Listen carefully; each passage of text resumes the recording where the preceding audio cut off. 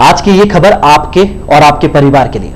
आपसे एक सवाल, कोरोना काल में आपके जीवन का कवच कौन है? शायद आप कहेंगे ईश्वर। इन दिनों तो चार धाम के दरवाजे भी बंद है। ईश्वर खुद मंदिरों में कैद रहकर सावधान रहने की अपील कर रहा है, और आप हैं कि लापरवाही बरतकर बेरोक टोक अपने परिवार को संकट में डाल रहे हैं। जरा सोचिए, ब्यावर जैसे उपखंड में अन्य शहरों की तुलना में कोरोना के लगातार बढ़ते मामले क्या दर्शाते हैं? अब तक 250 से ज्यादा कोरोना पॉजिटिव मरीज और 13 मौतें। क्या अब भी इसे हल्के में लेना चाहिए? ब्यावर में 18 अप्रैल को कोरोना ने दस्तक दी, लेकिन अप्रैल में केवल 4 मामले सामने आए। मई में 23 मामले आए। जून में 47 कोरोना पॉजिटिव मरीज मिले, लेकिन जुलाई में कोरोना ब्लास्ट होते गए और एक महीने में 176 मामले सामने आए। अब तक ब्यावर में यह आंकड़ा 250 को पार कर चुका है, और यही काल अब तक 13 मौतें लील चुका है। जरा सोचिए, जन्म मरण के इस खेल में अंतिम सांस के बाद इन अर्थियों को कांधा नहीं दिया गया। परिवार में बेटा होते हुए भी कोरोना की बेड़ियां अपने पिता को मुखाग्नि नहीं दे पाई। एक परिवार होम क्वारंटाइन की जेल में बंद रहकर अपनी मां के अंतिम दर्शन नहीं कर पाया। एक कोरोना से पीड़ित बूढ़ी मां ने खुद के स्वस्थ होने के पहले अपने बेटे को कोरोना के कारण खो दिया। जरा सोचिए, प्रकृति के खेल में कोरोना का ऐसा काल नई पीढ़ी के लिए शायद इससे भयावह नहीं होगा। हमने इस दौर में उम्रदराज लोगों को इसे हराते भी देखा, तो कुछ कम उम्र वाले लोगों को इससे जंग हारते भी देखा।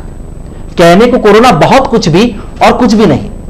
लगता है देश में कोरोना के कारण बिगड़ते हालात और पटरी पर पुनः दौड़ती आर्थिक व्यवस्था के बीच लगातार बढ़ते संक्रमित और बढ़ती मौत की संख्या इस जंग में अब आम हो गई है। आखिर ये हो क्या रहा है? क्या हम खुद मौत के मुंह में जा रहे हैं, या फिर हमें धकेला जा रहा है? कोई प्रशासन को कोस रहा है तो कोई आमजन को। दरअसल जिम्मेदारी तो दोनों की बनती है, लेकिन फर्क है तो आपसी सामंजस्य का। एक दूसरे के भरोसे बैठे दोनों स्तंभ शायद शहर की दीवारों में दरारें ला रहे हैं। जिले के बजाय उपखंड में औसत कोरोना वृद्धि सोचने पर मजबूर कर रही है, आखिर बढ़ती दर को कैसे रोका जाए। पहले कोरोना के आने पर एरिया कर्फ्यू, एरिया से अब गलियों को सील किया जाने लगा। धीरे धीरे कोविड केयर सेंटर बनाकर मरीजों को अलग रखा गया। समय बदला तो कोरोना मरीज अपने स्तर पर स्वयं घर में आइसोलेट होने लगे। कर्फ्यू कागजों में लगने लगे। कोरोना मरीज बेखौफ होकर सड़कों पर घूमने लगे। स्वाब सैंपल की रिपोर्ट का कई बार एक सप्ताह के बाद आना मानो कोरोना कुछ भी नहीं।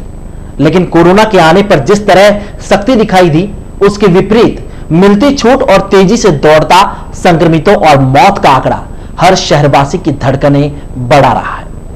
कोई कोरोना से लड़ने की हिम्मत दे रहा है, कोई हालातों को दोष दे रहा है, कोई रिपोर्ट तो कोई मीडिया के दावों पर उंगली उठा रहा है। ऐसी परिस्थितियों में कोई कुछ भी कर रहा है, लेकिन यह सच्चाई है कि कोरोना अब अपना असर दिखा रहा है। प्रशासन या पड़ोसी को कोसने के बजाय आवश्यकता है तो खुद को संभलने की। कोरोना के सामने स्वयं को बाहुबली समझने वाले लोगों को जागरूक होने की।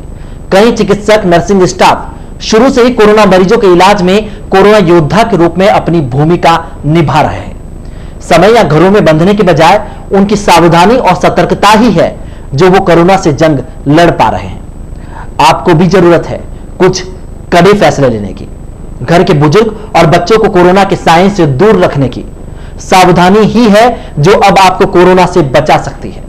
हो सकता है आपका इम्यूनिटी सिस्टम अच्छा हो, लेकिन यह जरूरी नहीं कि आपसे फैला कोरोना किसी की मौत का कारण नहीं बन पाए। इसलिए जेएसकाई आपसे अपील करता है, इस शहर को कोरोना के चंगुल से बचाने के लिए स्वार्थ और लापरवाही के दलदल से बाहर आकर आप नियमित गर्म पानी का सेवन करेंगे। आप समय समय पर हाथों को साबुन से धोएं या सैनिटाइज करें। अपने चेहरे पर मास्क जरूर लगाए रखें। 2 व्यक्तियों के मध्य उचित दूरी बनाए रखें। घर जाते ही स्नान अवश्य करें। शंका होने पर जांच अवश्य कराएं। याद रहे, आपका भी परिवार है। परिवार में कोई है जो सिर्फ आपके लिए जीता है। कोरोना महामारी जरूर है, लेकिन इतनी बड़ी भी नहीं जो हमसे हार ना सके। इसके लिए किसी हथियार की नहीं, बल्कि सावधानी मात्र की जरूरत है, जो इसे हराकर हमारे शहर में फिर से खुशियां लौटा सकती है।